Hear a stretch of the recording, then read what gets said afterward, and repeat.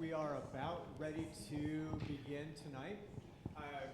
Thank you for coming to this candidate forum for Kirkland City Council. Glad to have each of you here. Thank you so much to Holy Spirit Lutheran Church for hosting.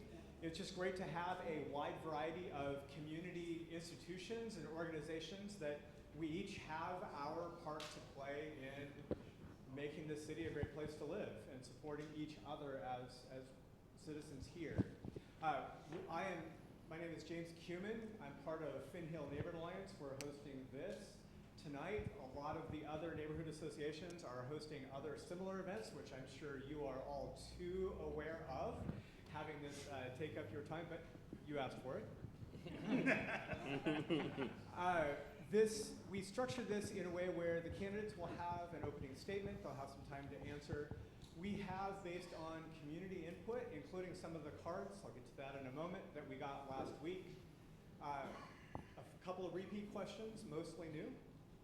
And then towards the end, there'll be about 20, 25 minutes, we think, for sort of everybody gets to play. So if you would like to contribute, have the 4x6 cards gone around already, Scott? Or were they on the table? The cards are back here. Okay. Some people have picked them up. Okay. If somebody wants a card, raise your hand. We also have a pen so you can write a question. And then if your question is ready, raise your hand again and I'll come and pick it up. Anybody need a card?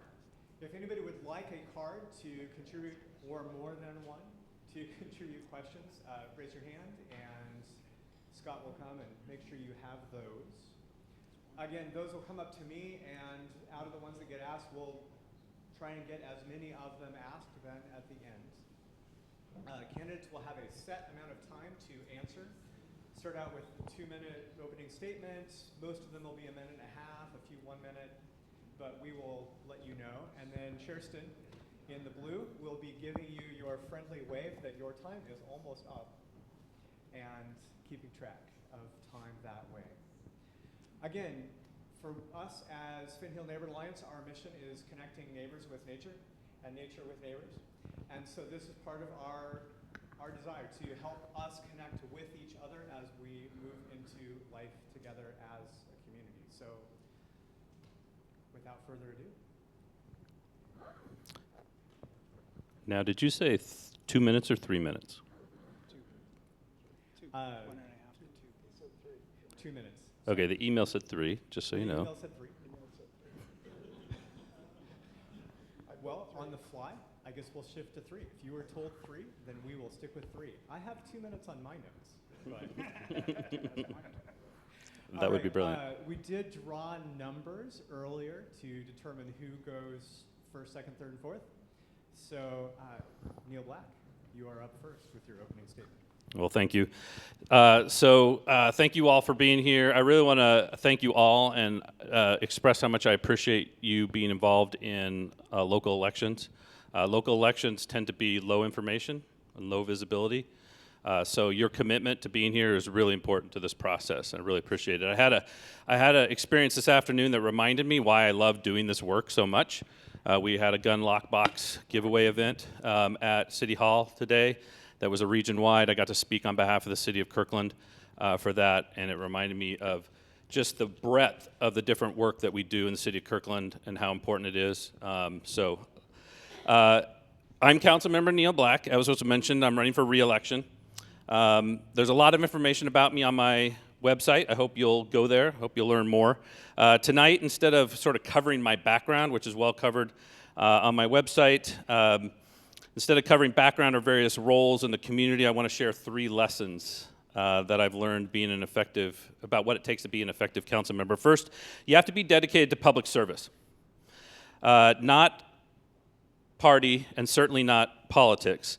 That commitment for me began in college. I began coordinating a tutoring program for underserved students, and then working on environmental policy at the White House, the Environmental Defense Fund, the Department of Justice. While peers were doing political campaigns, I was focused on direct service and policy. The Haas Center for Public Service was my home away from home, not the Student Senate. Since then, or in fact, I never worked on a campaign until I ran for Kirkland City Council in 2019. And since then, I've learned that if you aren't grounded in the public good, you're going to be swayed by the last person who gave you the last opinion and the last meeting you had. And governing is complex. That doesn't work because governing is complex and it requires careful and thoughtful consideration. Second, you have to be willing to lead, and you have to put yourself in leadership roles where you're held accountable. Throughout my career, I've made tough calls in boardrooms, in courtrooms, in law school classrooms, and that's where I've been accountable to management teams, investors, clients, law students, and the community. And for the last 6 years, I've been accountable to the people of the city of Kirkland, their taxpayers and their voters. Those years of experience thinking through complex issues, listening, and making disciplined decisions that can stand up to scrutiny, that has been invaluable in serving Kirkland with integrity. Finally, good governance is essential. Cities face countless unpredictable issues. You can't go in as a one-issue activist. You need curiosity, good judgment, the courage to have hard conversations and be brave in making tough decisions that you didn't even know you were going to face. You must engage the community. You have to listen openly. You have to weigh competing interests, and you have to make hard decisions. And when I first ran in 2019, I promised sound governance at a time when national politics seemed hopelessly divided. That commitment matters today more than ever. I'd really appreciate your vote. Thank you. All right, Jay, you're up. 3 minutes. Hi, everybody. Thank you for being here today. Without the service of local journalism we've had in the past, really appreciate the chance to talk directly to you. I'm Jay Arnold. I'm running for re-election to council position number 1. I moved to Kirkland 35 years ago to work for Microsoft. I had an apartment in Totem Lake. Kirkland was the jewel of the East Side then, and it remains so today. Mary Beth and I are fortunate to have the opportunity to buy a house in Kirkland and raise our family here. Our 3 daughters graduated from Lake Washington schools and now are in college and grad school. At Microsoft, I worked as an engineer and a test manager on several flagship products. The strategic and analytical skills I learned there, I apply to the council every day. I'm proud of the work we've done on the council, and some of the things I talk about will speak to my values, because these are the things that were most important to me. We have protected parks and added new parks. We have acquired land for the Green Loop and secured more for future acquisitions.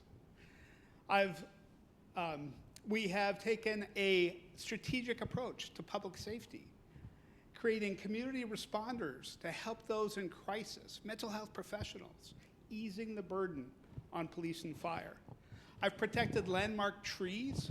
I've championed energy-efficient all-electric buildings, and I've planned for Kirkland's future sustainability. We have more work to do to provide housing options and make Kirkland more affordable for everyone. We soon will need to promote opportunities along the 85th Street corridor, like we did with Totem Lake successfully, to showcase that opportunity for housing and jobs near bus rapid transit. We soon will complete major transportation projects around town, and we need to turn the next set of plans into projects to improve safety and flow. And we need a transit system that serves all neighborhoods with frequent, reliable service. Most importantly, especially in these uncertain times, we must protect our values as a safe, welcoming, inclusive community. I appreciate the chance to talk to you tonight. I look forward to speaking about these issues more in depth. You can learn more about me at votejarnold.com, and I ask for your vote. Thank you. Thanks so much. All right, Ken MacKenzie. Howdy. So I'm Ken MacKenzie, and thank you for being here. It's really wonderful. And I am challenging Neil Black. So we're not sitting next to each other, but he's the guy that I'm trying to unseat. The current council has created a plan for Kirkland out into the future that includes massive growth of population, tall buildings, lots of traffic, and urban density to make Kirkland like Seattle. And I say no. And that's the reason why I'm running, because I got tired of arguing with the city council, and I thought I'll just displace them. I'm for moderate growth. Yes, we need to grow. Yes, we need to offer some more housing options, but we need to do it in a more sensible way. We need to serve the residents of Kirkland first. In 2009, Nicole and I moved our family here, and we settled in Kirkland. We picked Kirkland because of the kind of place that it is. Our kids are now in college, so it wasn't all that long ago. And in 2011, I became a stay-at-home dad of elementary school kids, so I know what it's like to raise kids and do all the kid ferrying around and stuff like that. I spent decades in my professional career managing engineers, some teams as large as 200, so I know all about large budgets and personnel issues and management. I'm a community guy. I'm one of us. In 2016, I became active in my neighborhood association. I became our representative to the Kirkland Alliance of Neighborhoods, and I began to get the idea of what's going on around Kirkland.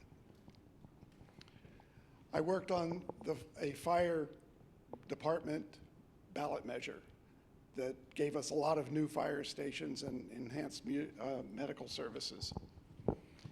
And then I was invited to join a committee across the city, there were about 40 people in it, to define a new indoor pool and rec center and how to pay for it. That was a lot of fun. At the end of that, which took like about 9 or 10 months, I decided that it was a bad deal for taxpayers. I really, really wanted a pool, which is why I volunteered all my time to be on that committee. But the proposal the city came up with was not what was good for us. And I led leadership, the effort to defeat that ballot measure, and 60% of the voters of Kirkland agreed with me. I'm a tax watchdog. I'm committed to Kirkland. That's really in contrast with my opponent. I'm a team player. I'm for sensible growth, and I'm for serving Kirkland residents first. Thank you. Ken. All right, Ken Oberman.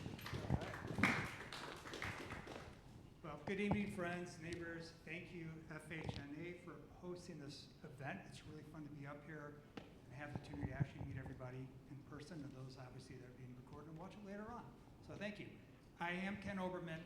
My wife Susie and I chose Kirkland for a small town feel, walkable streets, welcoming parks, and neighbors who look out for one another.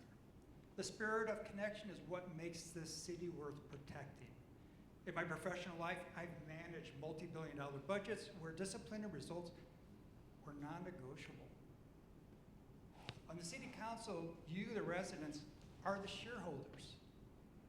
The dividends must be safe streets, thriving local business, and a community that grows without losing its character.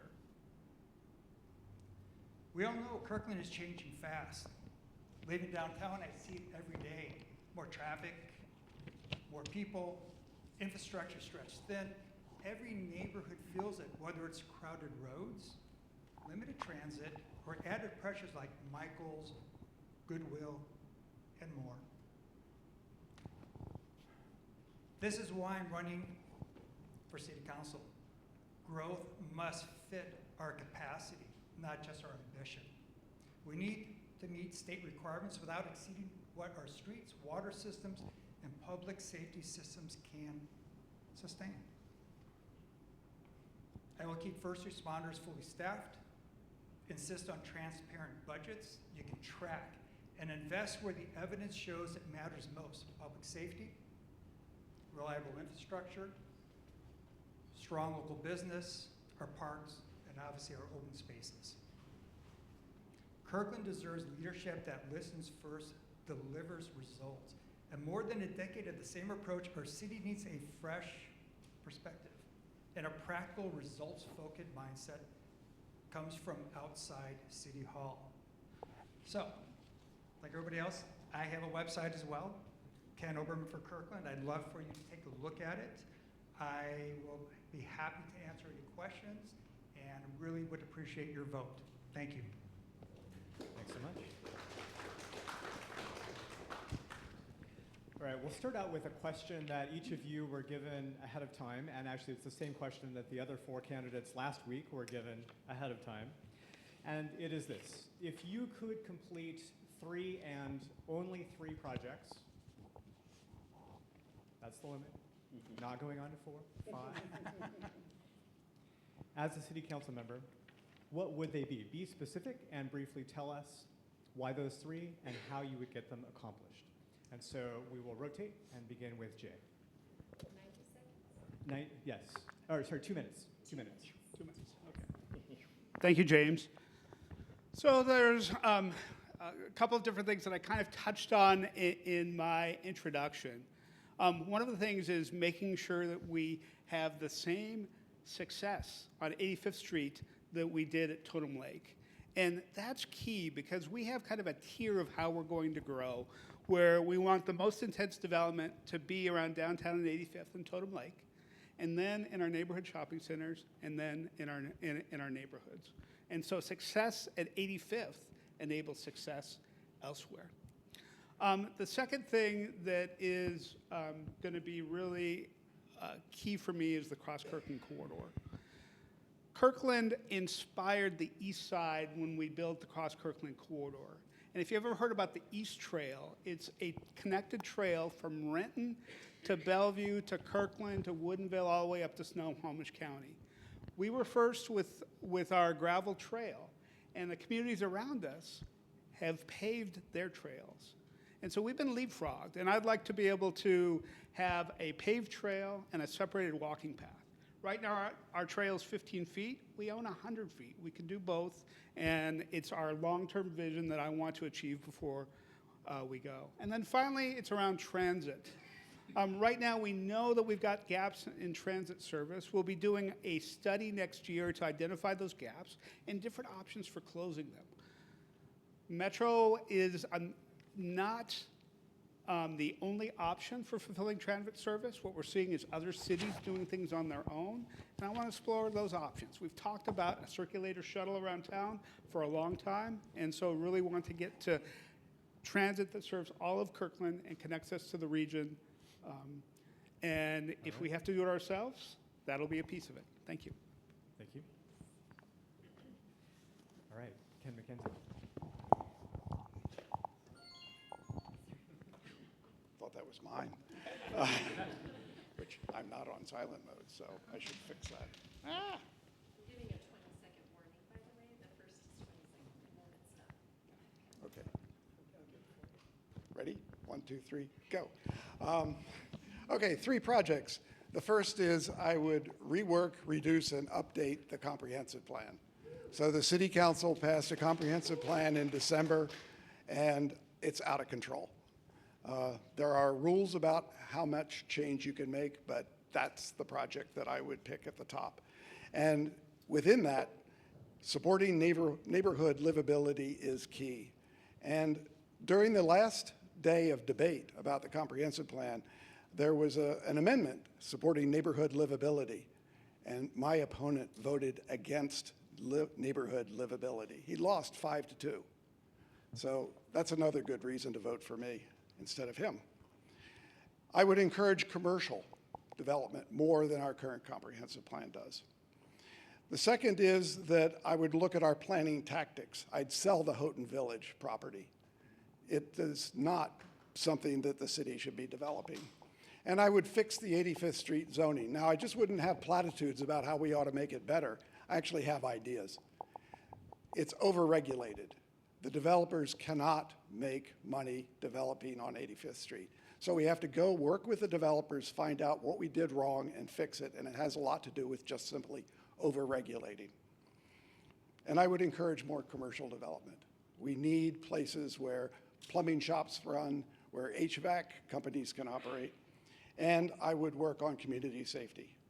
The La Quinta project down in the south part of the town where, there used to be a hotel, now there will be a permanent supportive housing, is a community safety threat. And we need to renegotiate with King County the rules for the operation of that facility. Thank you. Ken Oberman. All right. So first put residents at the center. Every policy should start with one question: how will this affect the people who live here today? Right now, residents get thoughtful feedback but rarely see how it's used or whether outside groups outweigh local voices. No more black box. When you speak up, you'll see the words in the final decision. Second, replace top-down planning with collaboration. Decisions shouldn't be made behind closed doors or steered by outsiders.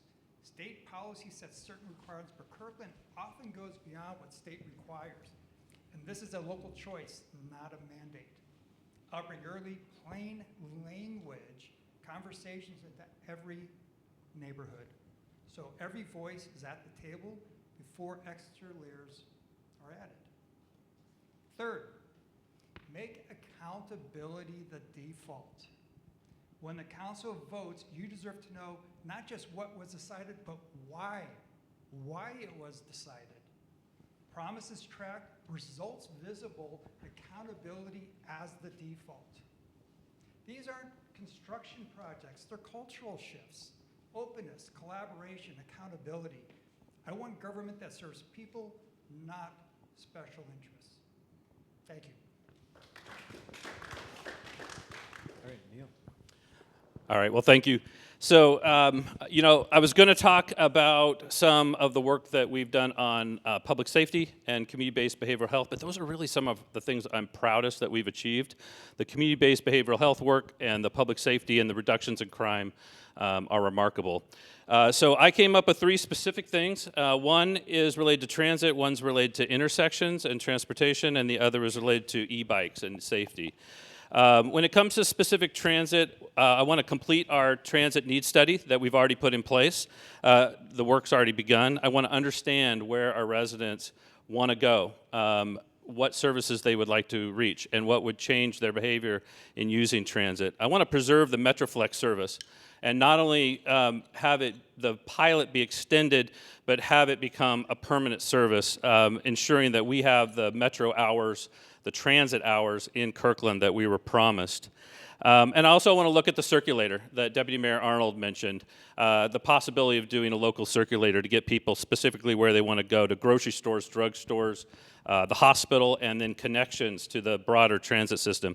I want to elevate intersection improvements. We've had kind of a corridor-based transportation capital improvement plan since I've been on the council, and I'd like us to start elevating intersections where we know we have problems, where they're in neighborhood centers, where we know we're going to see growth, and I'd like to see us start looking at those intersections and how to move traffic through them more efficiently, and also look at pedestrian and bike safety at those intersections. Intersections are one of the most dangerous places for pedestrians and bikes. And then lastly, I want to do something with e-bike safety. It's something that is a conversation we're having throughout the region with community members, with other elected officials. I don't want to discourage young people from riding and rolling, but I do want to reestablish expectations for safe operation, and I would really like to work with the state to do something statewide. It starts with educating youth, but also their parents. Those are the 3 things I'd work on. Thank you. Thank you.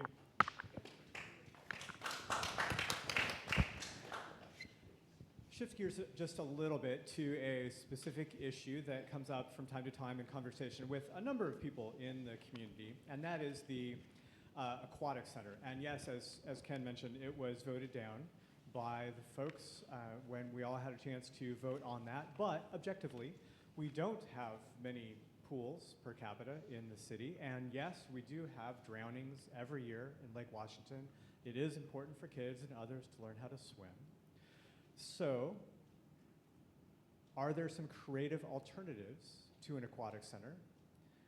What might those be? Or should we still pursue some kind of aquatic center, and in what shape or form? What would you pursue in your time on council? And for this, we will in fact start with Ken MacKenzie. Wow, okay. 90 seconds, yes. 90 seconds. Interesting. So I am definitely in favor of an aquatic center. And one of the big problems we had with our first proposal was that it was too big and too expensive and poorly funded for operations.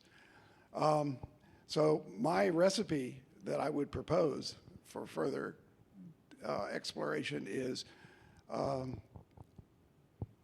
would put an aquatic center at the North Kirkland Community Center location. And the reason why I would do that is because it's centrally located. One of the big problems with the Houghton Park and Ride is the people in Finn Hill had no access, really. The second thing I'd do is have a reasonable sized community center at the Houghton Park and Ride location. So now you've recovered the loss of the one at North Kirkland, and there's some effort to do that. I think the Kraken facility is a pretty poor community center, but it is one.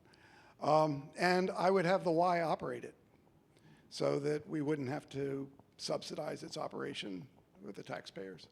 The Y operates a ton of pools and does it on a break-even basis. Thank you. All right, Ken Oberman. Yeah, first, that's a great question, because when you think about it, we live next to one of the biggest lakes. And whether kids want to go out sailing, they want to go down to the beach, and the fact that many of the kids don't know how to swim is really scary and sad. You know, I live in Moss Bay, and so I'm right by the swimming pool in that area. That, to me, is still the best place. It was built, back in the 60s? Hasn't been renovated since. It can be renovated. It can have a dome over it. It can be a year-round facility that helps our kids learn how to swim without breaking the bank to get this thing built. Because we already have the land, we've got the property. This is the perfect place to get it going. Again, I will support looking at alternative ideas, but we have something that exists today that can be easily made into a year-round facility to get our kids to learn how to swim, so when they go down to the lake, we don't have to worry about them as much. We do need to stop this, and we need to get our kids as prepared as possible, especially in a lakefront community. Thank you. Thank you. All right, Neil. Well, I really appreciate this question because it lets us talk about something that we're putting a lot of effort and work into. And it also shows our responsiveness to the community. Aquatic Center has been at the top of community surveys for years. And the community has repeatedly spoke out in favor of us expanding our aquatics facilities, particularly indoor facilities. That's what the ballot measure was all about. Couple of key things about the ballot measure. What we were doing with that ballot measure through the community, the citizen assembly process of 40-plus residents, is really listening to the residents from all different walks of life and understanding the scope of the aquatic center that they would like to see. Ultimately, that got rejected by the voters, not by a huge margin. It required 60 to pass. But one of the really nice things about the shape of that ballot measure was that it had money in it to maintain that facility for its lifetime. We're going to use taxpayer dollars to build a facility. We need to make sure there's money in it for it to last a lifetime. One thing mentioned about City of Sammamish has a facility. They've leased it off to the Y. When you talk to leaders in the City of Sammamish, they would never do that deal again because they lost control over the programming, the expense, and the maintenance. So I like our plan. What we're doing now is we're focusing at Peter Kirk Park. The council right now is working on options to look at providing year-round facilities at the Peter Kirk pool, and I think that's where our focus will be going forward. Thank you. All right, JR. Thank you. So anybody that has kids or grandkids in aquatics knows the need that we have today. Your existing pools are running from 6 a.m. to 11 p.m., where you have middle school and high schoolers getting swim time when they can for swim teams, for dive teams, for lessons. We also have Kirkland's lessons when we have them at our pool oversubscribed, where kids want to learn how to swim and we don't have the opportunity to do them. So it's a ripe issue. When we went to the voters to look at an aquatic center, one of the challenges is that this is a big item. It is tens of millions of dollars, close to $100 million to build a new pool that meets the needs and can last. that's a lot to ask the people of Kirkland, and that's what they told us, a lot for something compared to other needs in the community. So I think we have to do two things. One is for new facilities, we're going to need to partner and work regionally. The need is regional, and so it may not be just a Kirkland thing, it may be an East Side thing, maybe others. And then the second is the things that Councilmember Black talked about, is saying covering Peter Kirk Pool. That's also something we can do incrementally. We can work on the facility itself, the equipment, and do things over time as we have the budget, getting to a point where we've got that covered. Thank you. Something more specific to Finn Hill, both just how we live and geographically. We have only two main roadways between Finn Hill and the rest of the city to our south and east, which is Juanita Drive and 132nd right by the elementary school. So our road access, our bike access are both limited. Our bus access is also in various ways limited. How would you pursue connecting Finn Hill better with the rest of the city? So I'm beginning with Ken Oberman. Okay, well, transportation is always a complicated subject, and I'm glad you brought that one up. I mean, at the end of the day, Kirkland can't keep playing in transportation as more housing automatically brings more bus service. The reality is different. It matters for decisions like the proposed upzones of Michaels and Goodwill. King County Metro owns process for adding routes, doesn't follow density. Their staff, their equity cabinet weighs factors like lower income, diverse communities, where people rely on transit, jobs, and education, and where ridership stayed high during the pandemic. This means build it and the buses will come is not a realistic promise. If we add thousands of trips from Michaels and Goodwill without new service commitments, we're simply putting more cars in Finn Hill's single gateway corridor and hoping Metro will someday prioritize. So we need a new mindset. And here's what I'm proposing. Plan every mode together. Land use and transportation decisions must be integrated, not siloed into separate car, bike, bus analysis. We need to do it together.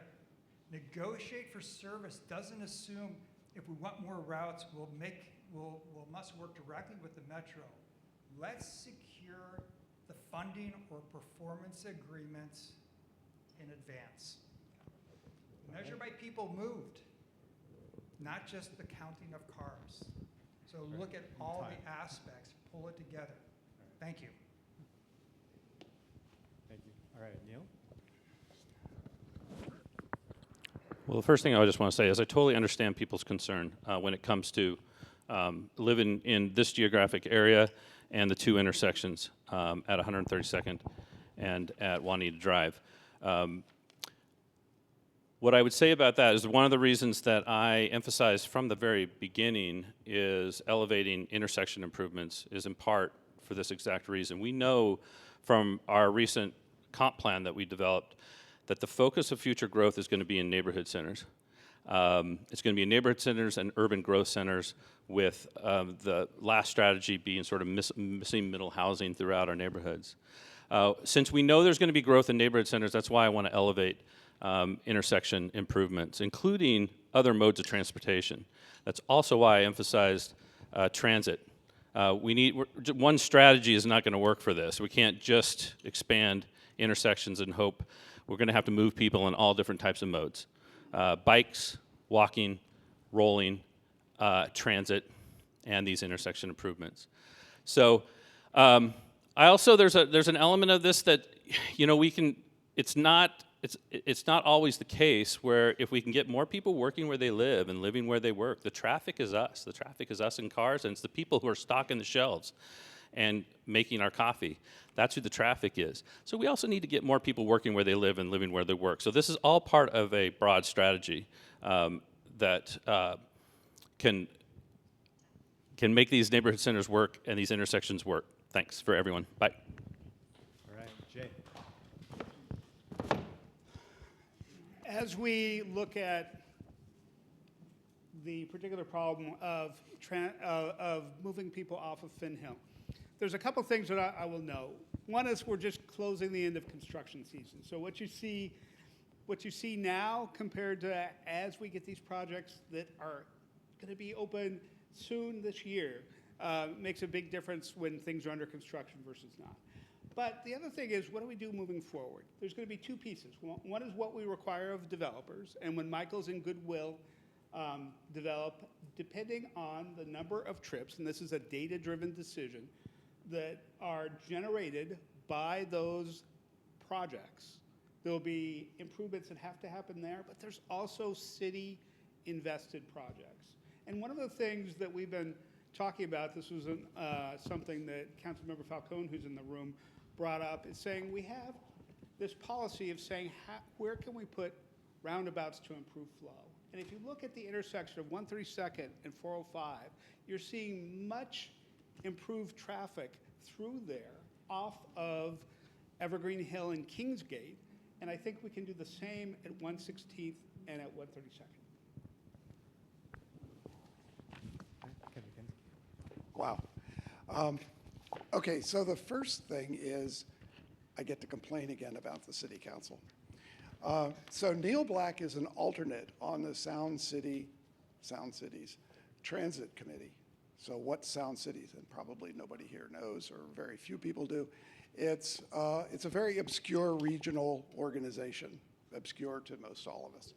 But nonetheless, there's a transit committee, and Neil Black is an alternate on it, and yet Kirkland Transit keeps getting cut. You'd think that if we were participating in a committee about transit at a regional level, we wouldn't be on the short end of the stick all the time.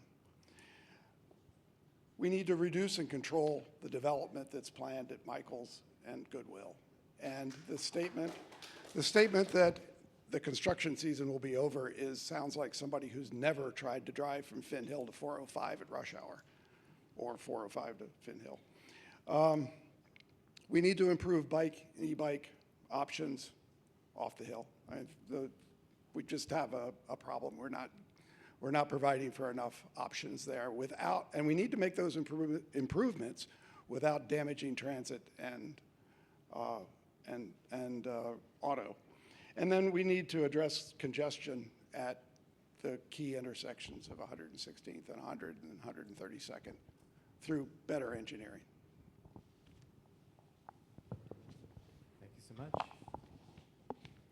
So moving on to growth and how we plan for it, which several of you have mentioned already. One of the things that we as a neighborhood association definitely heard from folks was frustration with simply knowing that there was a comprehensive plan process and that it was continuing and how to contribute. And some frustration with what felt to some people like limited opportunities to speak and have any kind of dialogue back. And so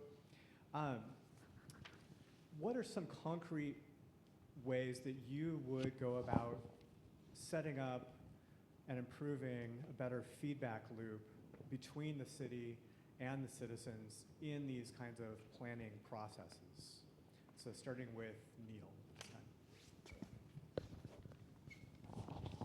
All right, I'm up first again. All right, thank you all. Well, I think it's a really important question. It's a big challenge. Kirkland is both too large and also too small. So we're too large to expect all 96,000 residents to be able to track everything that we're doing in the city council. We're also too small in the sense that we're too close to Seattle. Seattle Times is not going to cover the things that we're doing at the city of Kirkland. Most of you in this room probably didn't know what I looked like, even though you might have known my name.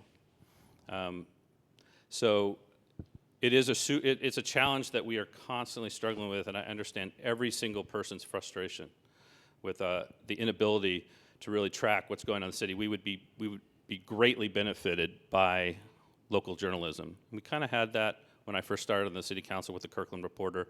We had it certainly when Joanna and I first came to Kirkland. We just don't have that in today, and we live in a world where it's just become harder and harder for people to know. So, It's a multiple strategy. It's everything from the podcast that I championed that we adopt to get information out.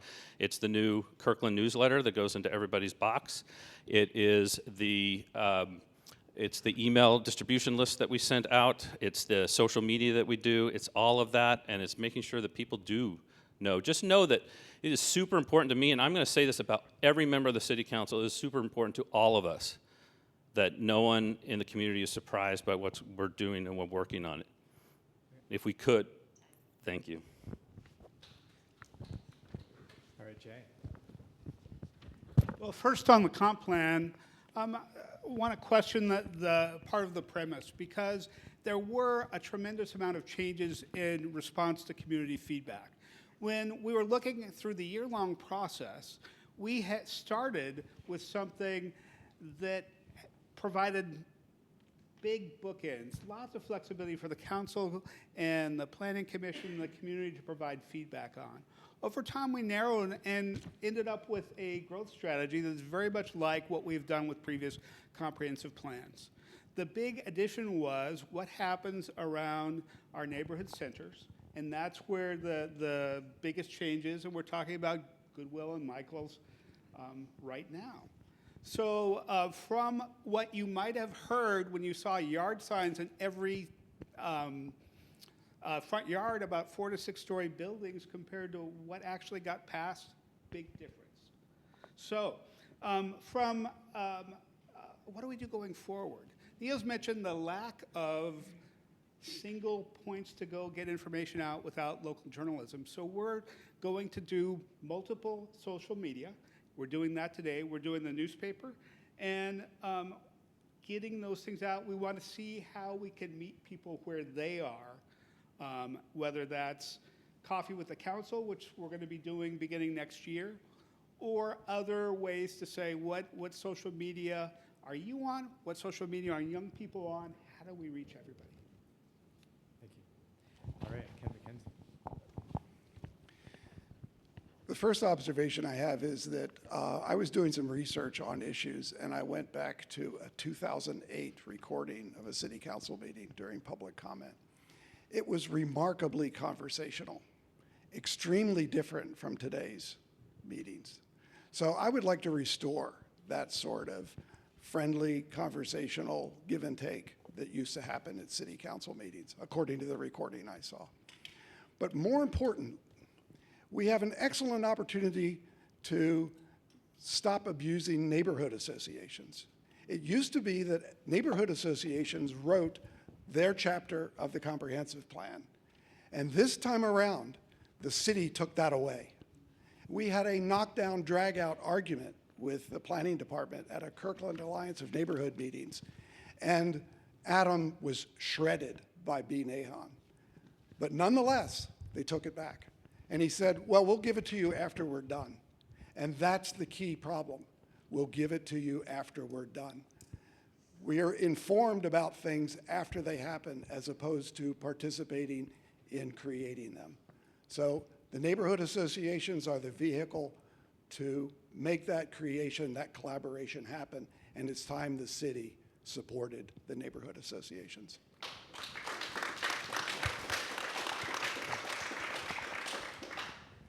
You know, when I sit here and I listen to this, you know, what are the most important things to me in everything we do, and what our job, the city council's job is communications. The city council's job is to be providing information to the residents. That's why we're here. That's why we exist. Again, I look at this as we have people coming up, they go to the city hall, they speak for the 3 minutes, and they get a blank face.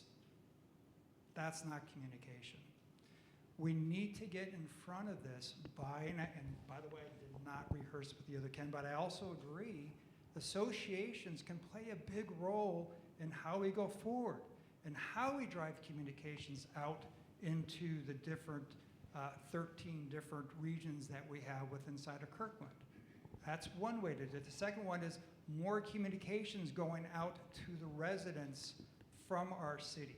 And there's a number of ways that we can do that. But again, the main vehicle starts here. we're accountable to drive that out to you. And if we're not doing that job, then bad on us. Thank you. All right, shifting gears a little bit, and also a question that we asked last week because it is a live issue for Finn Hill. There are obvious trade-offs between new buildings and old trees. And so as a council member, what actions would you take to move things towards your preferred weighting when there's obviously a different, where that fulcrum goes is going to be different for each of you, but what are some steps that you would take in moving that fulcrum to an appropriate place and trading off between new buildings and trees? Jay, you're up first. Well, it's a good question. There's two pieces to it. One is that we've talked about this a lot, about our growth strategy and focusing on neighborhood centers. By having more housing there, that allows us to have less intense development in the neighborhoods. But one thing I want to mention about what we've done with trees is that we strengthen the tree code dramatically to protect landmark trees and groves and increase enforcement. And you're going to see the impact of that where the requirement for, and then elsewhere for the requirement for replanting was increased. And we're seeing more trees planted in parks. And I heard a great idea the other day about not just doing street trees, but doing trees all along the Cross-Kirkland corridor that I think would be a good one to restore our tree canopy. When we look at your question about the trade-off, today we treat a lot of things equally. You can build a mega mansion in the same footprint that you could build ADUs. We're going to be looking a lot about, as we tweak things, incentives, and I think trees can be part of that incentive package. Thank you. All right, Ken MacKenzie. So the first rule that I would have is that new development and homeowners have the same rules. There's a lot of frustration that developers get to do it seems to people, developers get to do anything they want and homeowners can't cut a tree. So I think we need to straighten that out. And then the second thing is that we have to admit that there's a connection between trees and density. That the idea that we can pour concrete everywhere and that we can have zero lot lines everywhere hurts trees, reduces the number of trees that we can have. And we have to fix that problem. And I would propose we fix that problem by getting rid of zero lot lines. That we have some space between houses where we can have trees. If we want to have Capitol Hill, that with just nothing but street trees, that's one thing. But for me, Kirkland is not Capitol Hill. I lived for 12 years in downtown San Francisco in a one-bedroom condo. I loved it. I moved to Kirkland because it's Kirkland. So we need to reflect that in our tree expectations and our tree code, and we need to have space between buildings so that we can have trees. Okay, this is an interesting one because I remember the question last week as well. And when we look at our assessment, it really tells a very cautionary statement. From 2019 canopy study and then the 2023 report card, we've lost measurable canopy. Okay, that's here. That's local. So in the end of the day, protecting, expanding open space isn't just about scenery. It's not about putting more buildings. The trees, they cool our streets. They clean our air. They manage our stormwater. They give us a place to breathe. So we need to have the canopy protected. So from my perspective, and by the way, I just got to give kudos to you all because that Finn Hill loop that you're doing is absolutely amazing how everybody here has come together to drive that, and that is something that we should be doing also in other communities. That should be an absolute priority to continue to drive that green loop. But to go back to the question, we want to finish the green loop. From my perspective, plant aggressively in right-of-way and public spaces and require the minimum canopy standards for not just the projects, but keeping the process practical for the homeowners. So simply, same process for homeowners as it goes to builders. Thank you. Thank you. All right. Well, I totally appreciate the situation that that the Finn Hill neighborhood is in with respect to its geography and its beauty, its natural beauty, and its trees. It's well known that if you come to Finn Hill, you're going to be talking about trees. And I appreciate that. And I understand the concern. The loss of tree canopy is absolutely known by the city council. That is why we undertook to improve the tree code, because we already knew about the loss of tree canopy and we understood what our target needed to be. And so the reason we put greater tree protections in place in this last update to the tree code is to try to preserve more trees. We also put in place a tree bank. So we have more money going into a tree bank to pay for trees to be planted, not just in right-of-ways, but also in our parks. About 22% of Kirkland is open space where trees can be planted. We're going to be planting trees there under this new tree code with its stricter requirements and with its tree banks and with the money going into it. I'd also make a point that we have the same standards in place for developers and for homeowners, but that is actually part of all of our frustration, right? Sometimes we're a homeowner and we want the freedom on our property to do what we want with respect to trees, and I hear that from a lot of folks. But that also means that a developer in a similar situation as far as property rights goes also has rights. And that's one of those scope of authority that you have to understand in order to do this job. It's complex. Thanks. To move to something else that a number of you at various points have touched on, and that is the role of Kirkland's neighborhood associations. And so last week, folks spoke primarily to neighborhood associations' role as a sort of a go-between between the city and the citizens, and also to the communications role. But thinking beyond those, what are some of the other things that you see that neighborhood associations bring to the city and the relationship between the city government and the associations? So yes, go-between, yes, communication, but are there other things that neighborhood associations contribute to the city? And for that, we would start with, I believe, Ken MacKenzie. First, I just want to go back and say and remind everybody that that communication that we've talked about should be a two-way street.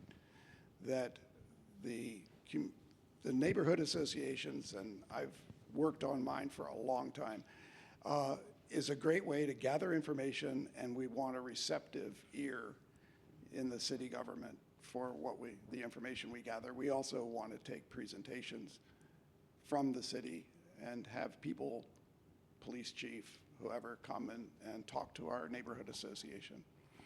Aside from that, community, building community, having parties, for example, is a key role of the neighborhood association, because we want our neighborhoods to be a fun place for people to hang out. And I believe the city has a role to play in that as well. And right now there's a terrible, terrible problem going on with insurance for neighborhood associations.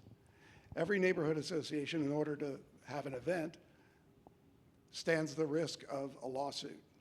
And it used to be that the city would provide insurance for the neighborhood associations to do that. And for one reason or another, and there's a lot of debates about it, the city decided not to do that. And they have failed, the city has failed to create a viable alternative to that. There's been some efforts, but it keeps stumbling. So providing that insurance so that people can have parties, so that people can have meetings, is key.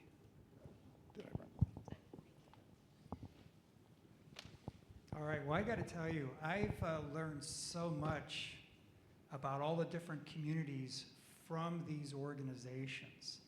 And meeting with all the different leaders, the wealth of information that comes from these neighborhood associations is immense. And their engagement with the community, their engagement to doing activities with the communication, with their different areas, their engagement with the city council groups and their understandings of what's happening. It's hard when you've got 97,000 people in an area to get to everybody. So these groups do a really good job, and obviously there's a lot more that we can do together to bring these organizations and to get them more out there and more people engaged. But I think they're a key resource in how we drive our future communications and the engagement with the different communities and how we come together to make sure we have the representation and that information flowing upwards. Thank you.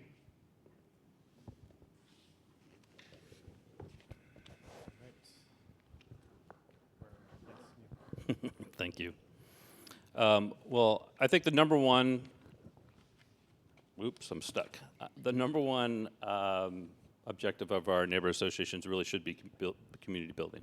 I think that's one of the most powerful things that our neighborhood associations can contribute, is allowing folks, our neighbors, who live together in the same geographic area, to know each other, to communicate with each other, to be excited, to live in the same neighborhood, and have that fun. So I think community building really is sort of the primary objective of neighborhood associations. The other thing that neighborhood associations are really, really useful at is you know your neighborhood. Those of you who are members of neighborhood associations, you know your neighborhood better than anyone.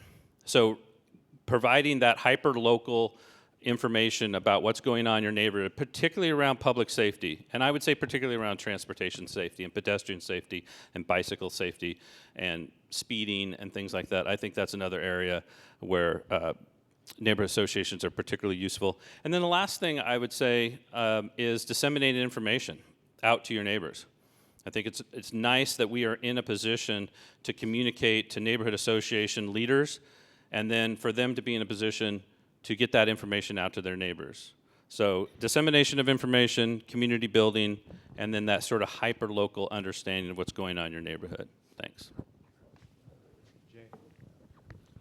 Well, I think we have a consensus up here on the importance of community building. The mayor and I meet with the leaders of the neighborhood associations once a year. And the ones that are thriving, the ones that are growing, they're the ones that are doing the community building events. That's what people are really looking for. The other things that are in value is really on those neighborhood-specific issues.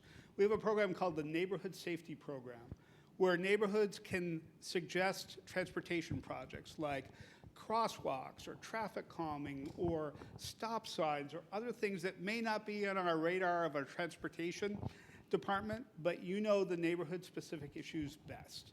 And this is a program that we need to increase because projects have gotten more expensive. Rapid flashing beacons are no longer within the budget of the program, so we need to go and expand that. That's something that we have put in the budget. In many ways, the Finn Hill Neighborhood Alliance is a model as a self-sufficient organization that brings people together, that is not just asking for things, but brings things to the table to partner with.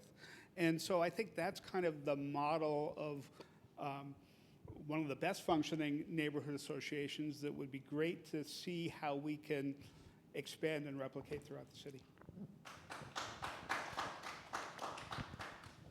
Thank you.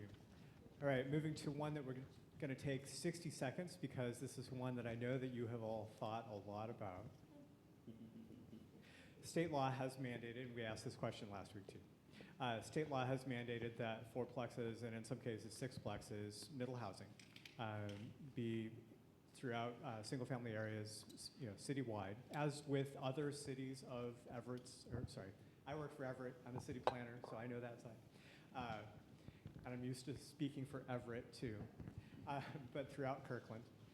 And the city changed its zoning code to implement that, but there will be other things on the docket this year. And so in terms of what Kirkland ought to do going forward, are there new aspects of that we need to implement going beyond what the state has already mandated? Or, where, if so, in what ways? And if not, why not? And so we begin with Ken Oberman. Okay. I think I mentioned earlier, when we look at the amount of construction that's happening, we've already exceeded a lot of our goals. Now, what I don't want to do is be painted as anti-housing, because I'm very for housing. I know we need to continue to develop. I know we need to continue to expand for new residents coming in, but we need to do it thoughtfully. We need to do it in making sure that we have the right infrastructure that supports it. And most importantly, we want to protect the communities and the overall feeling of that particular environment that they're in. So I'm for development, but it needs to be done in the right manner, not development for the sake of development. Thank you. All right, Neil. 60-second challenge. 60 seconds, super quick. So one of the things I hear from residents all the time as I'm talking is affordability. And affordability, sometimes it's the stuff. Just the stuff's expensive. Some of it is property tax is expensive. And the other big one is housing is expensive. And a lot of it is longtime residents who own their home, and they would be interested in a greater mix of smaller, affordable type homes in Kirkland, but they don't exist. They're not being built. Prior to 2020, in a single-family zone, a developer's only option when that aging resident sold that home to the developer was to build what we would all call a McMansion. Now we're looking at a future where we're going to have a greater mix of smaller homes where a lot of people who are concerned about affordability might have the option to buy a smaller, more affordable home. Thanks. Jay. When we look at what we needed to do to comply with state law, James had mentioned some of the things like ADUs and duplexes, triplexes, townhomes, cottages, things like that. We said we're going to do a second phase to say if there are other tweaks or incentives that we want to go add. There's a couple of questions that I think we want to look at. Right now we allow cottages, but we don't allow courtyard apartments. What's the difference? I don't know. I want to take a look at those. We have, as I mentioned before, treat development the same based on size. And really what we need to do is say, how do we have more options for smaller homes? You know, when my wife and I first bought our home, it was 1,500 square feet. That was the regular size of home. I've seen new construction, 4,500 square feet and more. We need to change the incentives to be able to go buy smaller homes, because not only is it for our kids and grandkids that we're pushing further and further out so that we don't have the traffic problem, but it's also for us when we get older. I've talked to seniors that desperately want to downsize but don't have a place to go in our community. Right. Ken MacKenzie. So I live in Market, where it's really sinful because all the houses are really big. And right across the street from me is a sixplex. Actually, I think there's 8 units in that house. But the county only knows about 6. And a really good friend of mine dropped me off at my house. And I said, hey, that's a sixplex. And they said, really? I never knew it was there. Because it fits in. You can have a lot of units in a building that fits into its environment. You don't have to build a 4-story square shoebox in order to have multiple units. So that's what we should aim for. All right. Related to all of the questions we've been asking so far, but maybe taking a little bit different tack.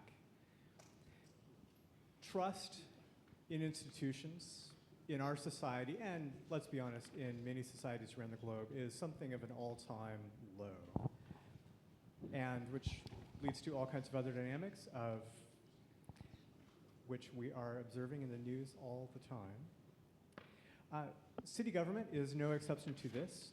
What are some pathways towards rebuilding trust here in Kirkland between city government and the citizens? As a council member, what are some concrete ways that you would personally, not just build personal trust with you, but build trust in the city as an institution between itself and residents?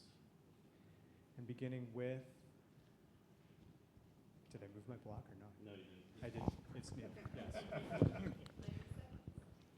90 seconds, yes.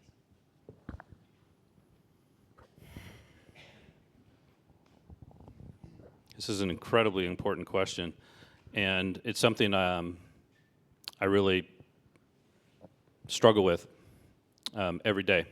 When I ran in 2019, my core reason for running was to demonstrate sound governance at the local level, to demonstrate at the level of government that is closest to the people what thoughtful, compassionate, skilled governance looks like. One of the things I have to do every single day is I have to do that work, good governance. And part of that is having hard conversations. And part of that is understanding the limitations, the restrictions, some legal, some budget, some human, limits on authority. And one thing I will always commit to you to do is to tell you the truth. I will sympathize with the shared concerns that we have, but I also will tell you the truth when there are situations where there are limitations on budget, on humans, on our legal authority. And that's what I have to do. Every day I have to go to work, I have to do the work, and I have to be honest with you about what we are able to accomplish and what we can't accomplish.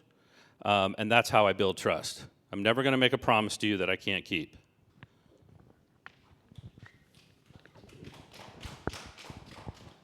I think there's two pieces to it, given what we're talking about nationally. First is the recognition that we all do listen to the feedback that we get. We're listening, we're reading the emails, we listen to the feedback, and often that comes in the form of vote no on the comp plan, vote no on the budget, don't comply with these state mandates, things that we can't actually do. What I end up doing to try to build trust is say, what's behind that argument? And how can I change things so that even though I might vote yes on something, I can address that feedback?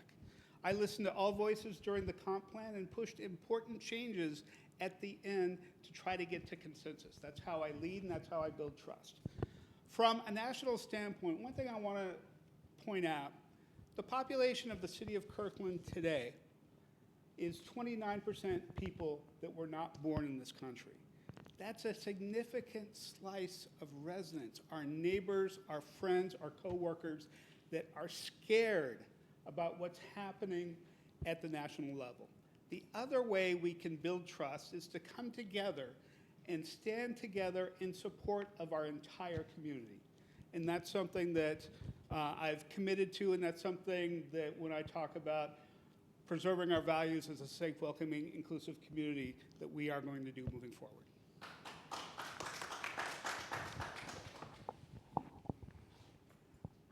That sounds like a red herring to me. So I think the answer is, I know the answer is, if you want to increase trust, you reduce frustration. And you reduce frustration by, as I said on the comprehensive plan thing, involving people before the decision is made. Because listening to people after the decision is made and then lecturing them about why the decision was made does not improve trust. And an example in our neighborhood is there's a greenway being built called Stores to Shore.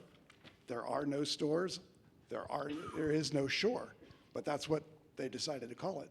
And we wanted it rerouted slightly in our neighborhood, and we were just told no. We got a traffic engineer, and we said, hey, this would be a better plan, the neighbors would like it better. They said no. That builds frustration, it builds trust. So you listen before the decision is made, not after.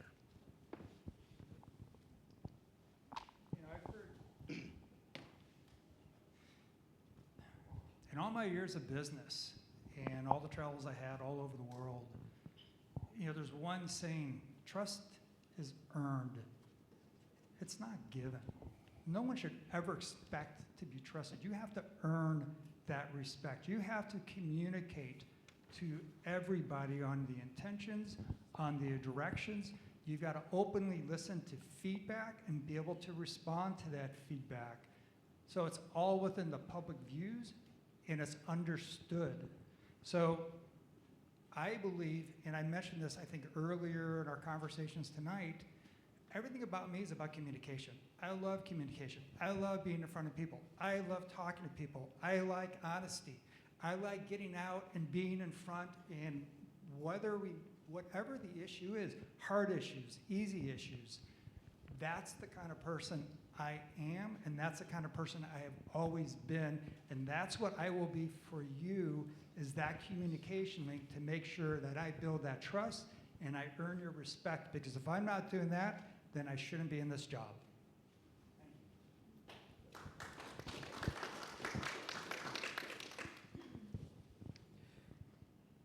So here's one that kind of goes back to each of you to take a little bit of initiative. Is there a particular issue, particular question that you wish we would have asked you tonight that you would like to hold forth on at this particular juncture? 60 seconds. And we'll start with Jay. Let me look here. What's in my notes that I didn't get to talk about? So, one of the things that I think that we should be talking about is what's important about having, or what is it that makes a thriving neighborhood? And we've done a lot of work and a lot of talk about neighborhood centers, and generally they're centered around a grocery store. And what we have seen recently is grocery stores under threat. These are our community hubs. These are our neighborhoods. These are where the centers are anchored that allow the other local shops and restaurants and small businesses to thrive. And we've got to talk about how we have thriving, strong neighborhood centers. Thank you. All right, Ken MacKenzie. Hey, Bonnie, 60 seconds. can I read Jesse's note? Where's Bonnie? Yeah? Okay. So this is a note that one friend of mine got from a business owner in Kirkland. Hi, hope you're doing well. Sorry we've been MIA for a while now. We decided to put all our efforts into relocating and opening new businesses in Coeur d'Alene since the city council here has made it so hard to run a business. We just moved to Liberty Lake and bought a bar restaurant in CDA, and we'll be turning it into 2 concepts within the year. We'll keep operating B&B, but we'll likely be selling Feast in the near future. The closure had a long-term negative effect. The closure, I think that's the scramble, had a long-term negative effect on to DT, like we all said it would, but they chose not to listen to us. It's never been as lively since, and that, coupled with their horrible parking situation that they continue to only make worse over time, has forced us out. Oops, sorry, I hit the wrong thing. I hope you share with everyone so the city council can maybe start to understand the gravity and consequences of the decisions they're making. I mean, Starbucks had to close. That's crazy. Ugh. All right. Ken Oberman. Okay. And I like that restaurant too. Okay, I'm going to bring up a little bit of a white elephant in the room because I'm going to talk about civility. And I think it's important because our community right now really holds a wide range of opinions, from housing density, infrastructure, to transportation and more. That diversity is a strength, not a weakness, but it only helps us if we can talk to each other with respect. I believe every resident deserves to be heard and valued equally, whether you've lived here for generations or just moved in. When we start with listening, real listening, we build the trust that lets us tackle hard problems together. So, as a council member, I will invite open dialogue and make sure meetings and outreach welcomes all voices. So, thank you. Neil. Thank you. Well, you know, one of the topics that didn't really come up today in the questions that I would love to talk about, and that is public safety in all of its different forms. One of the reasons is I'm super proud of what our council has accomplished in the last 6 years on public safety and innovating and in re-envisioning it with proactive policing, with community responders responding as a new class of first responder, the opening up of the crisis care clinic, the creation of a community court. We've reduced crime. In our last council meeting, we had a report that in the first half of this year, we've reduced crime across all crimes relative to the average of the 4 years below in double digits. Most of them in the 50, 60, 70, 80%. It's a true success for the city of Kirkland. I'm proud of our first responders. Am I done? Thank you. Well, let me just wrap it up with saying I'm super proud of what we've accomplished and super proud of our first responders, including our new class of community first responders in the form of crisis community responders. Question from the audience, and by the way, if you want to get a card in, this would be your time. We've got a few more minutes left. But a question from the audience here. What does it mean to you as a council candidate to support business in Kirkland? And so at this point, we'll start with Ken MacKenzie. 60 seconds. So I've had a really good time over the last couple of years getting to know business owners in Kirkland. And most of the people that I've been working to get to know are small business owners downtown, as opposed to franchise folks. Parking is a huge problem. And there's a collection of people that think that we just should get rid of parking places, and the businesses realize that's their lifeblood. So I think supporting them with adequate parking is key. Second is permitting. We really need to do a great job of getting businesses their construction permits quickly so that they can be up and running. Wow, yeah. Oh. And downtown needs to look better. There's no question about that. The KDA and Main Street put a lot of energy into trying to make downtown an attractive place, and they need to be better supported by the city. Okay, so I'm one of those who actually lives downtown. In fact, I'll say it again, I'm the only candidate that actually lives in a multi-story building. So my wife and I, my daughter, we go out multiple times a week. I know pretty much almost every owner. I know most of the business owners, small, medium. And I can tell you, a couple areas really stick out. One of them, I mean, Ken mentioned the permitting is a big issue. It takes forever. Secondly, when we do construction within the downtown areas and these businesses, it hurts them, and we do nothing to help them survive through these transformations that they're having to go through. And it's tough, and a lot of them are going out of business. When we look at the downtown area, yeah, the parking is definitely an issue, but when we have festivals going on and food trucks down by the water, which, by the way, I actually enjoy, they have zero business going on. So you're wondering why they're closing down and suffering? These are just a couple of the areas that we can improve on and look at how to better support our local business. Thank you. Right, Neil.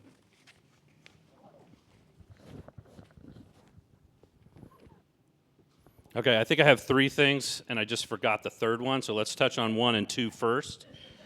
One of the first things that we can do is the public safety that I've talked about. We hear that repeatedly from our small business owners and our large businesses, both, that they want us focused on things like property crimes. That's one of the categories of crimes that we saw a reduction of over 50%. I don't remember exactly what the number was.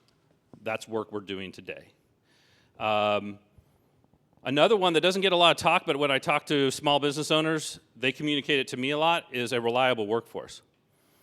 We don't have the mix of smaller, affordable homes needed to house a lot of the workers who make our city great and power our small businesses. And I promised I was going to forget the third one, and I did. Creating a city that's attractive to young families.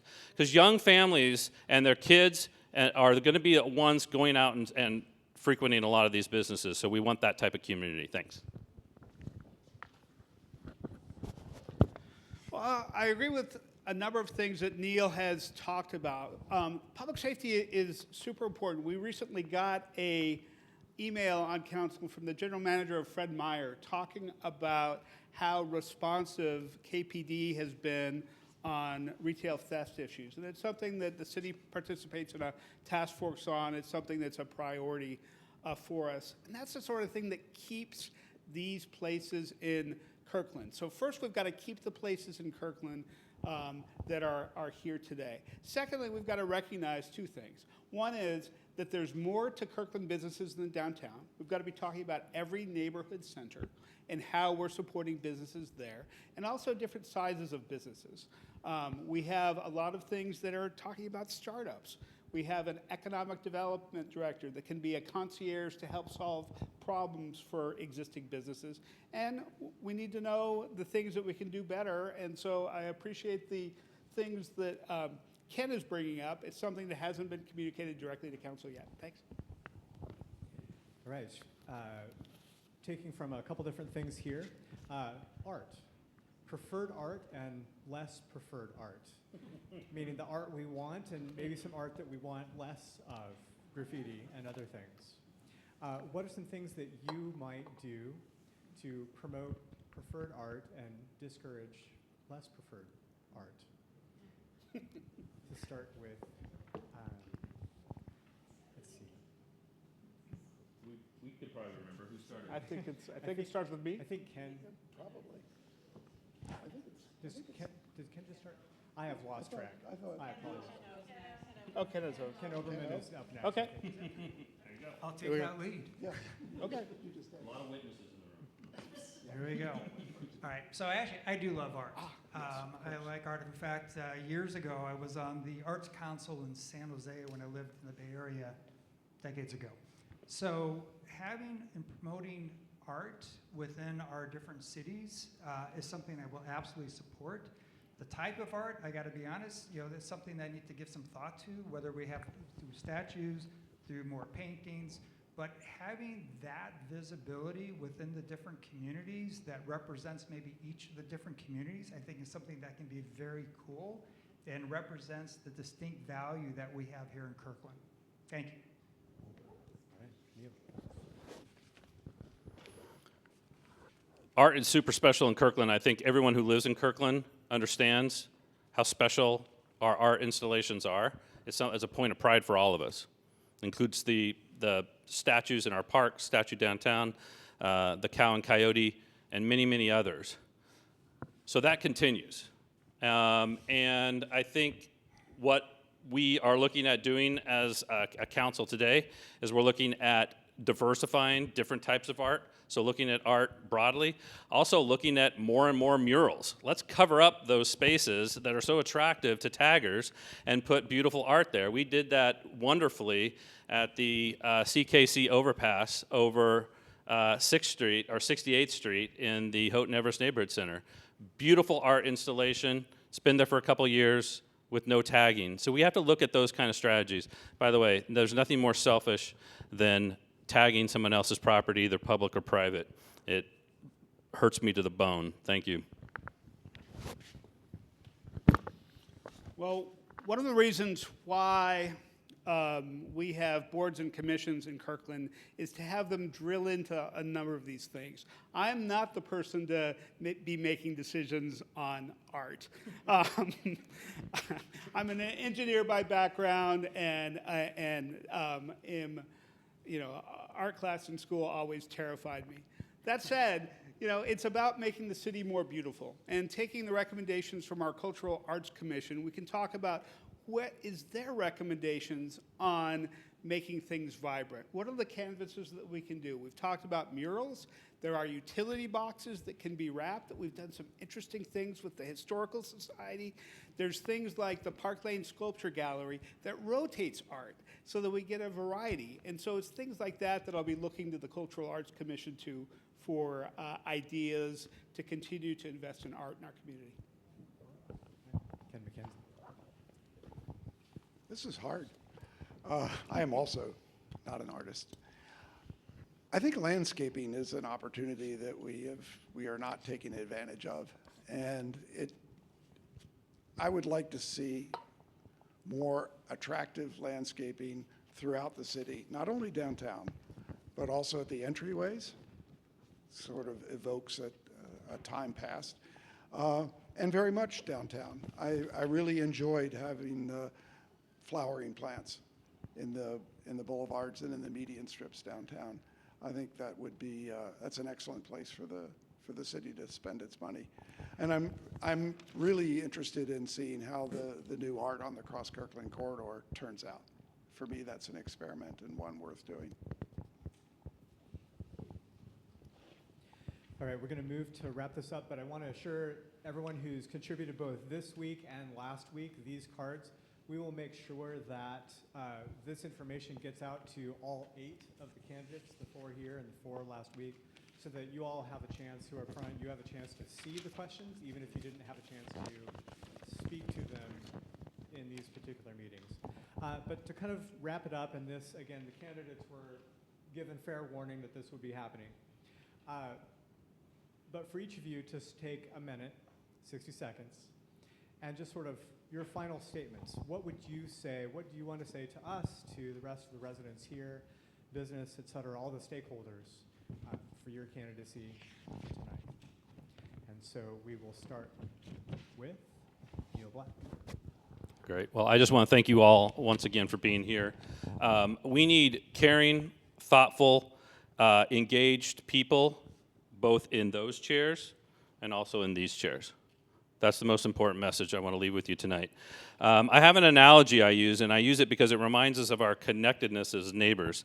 By all choosing Kirkland, we all boarded a plane that was first built in the 1890s. And ever since, we've been flying that plane while building it and repairing it. Decade after decade, keeping it in the air. That means pieces sometimes break and need repair. It means we see ways to fly it faster and straighter, but it requires us to make an upgrade. And it means those of us in row 17, we may find that we have to stand a while our seats are upgraded mid-flight, and that stinks. Cities are made up of humans, so they aren't perfect. But I'm incredibly proud of what we've accomplished in my 6 years on the council. Our city is competent, it is collaborative, it is caring. Let's keep investing in that. Thanks. All right, Jay. Thank you all for being here tonight.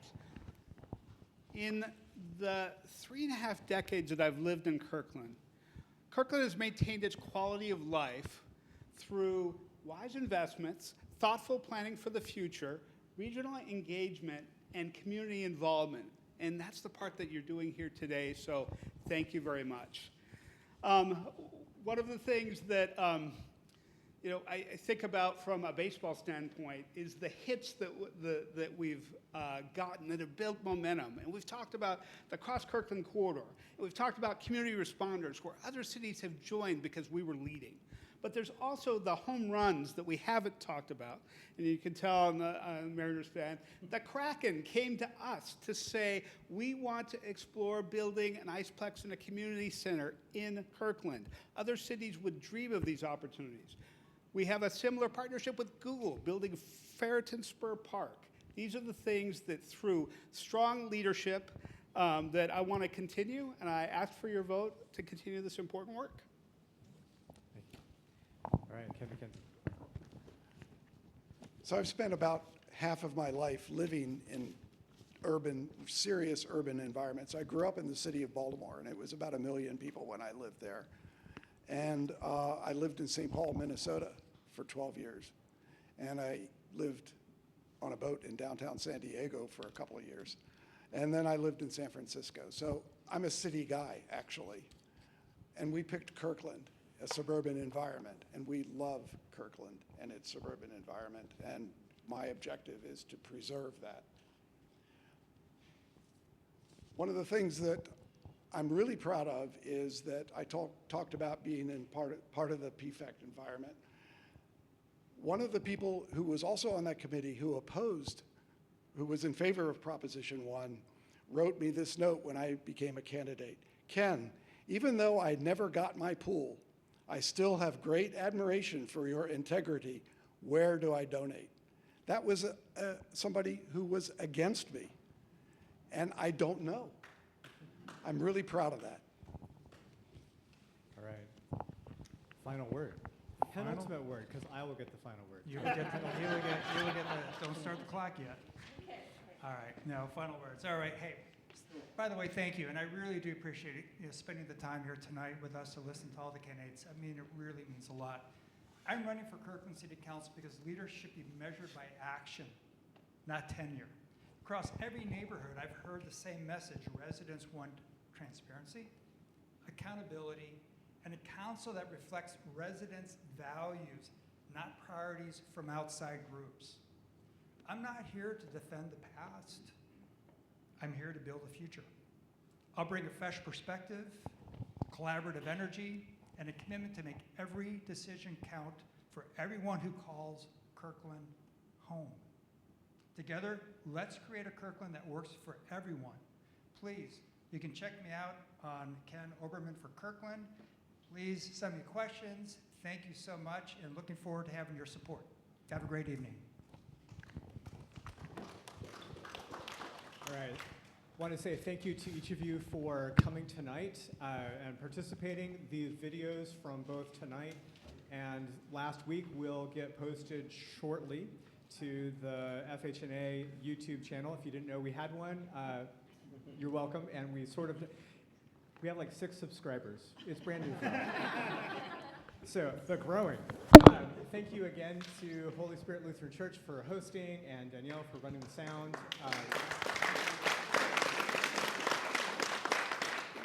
And if you would like to contribute to communication to the city for the Green Loop, I believe it's 1 more day, like 24 more hours. Yeah, it says until September 30th.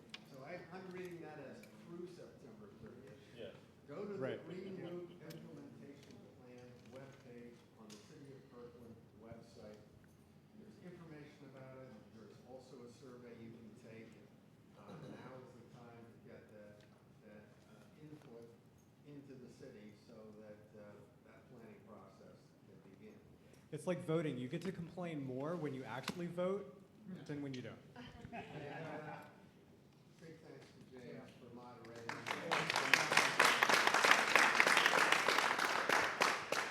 All right. Have a good night.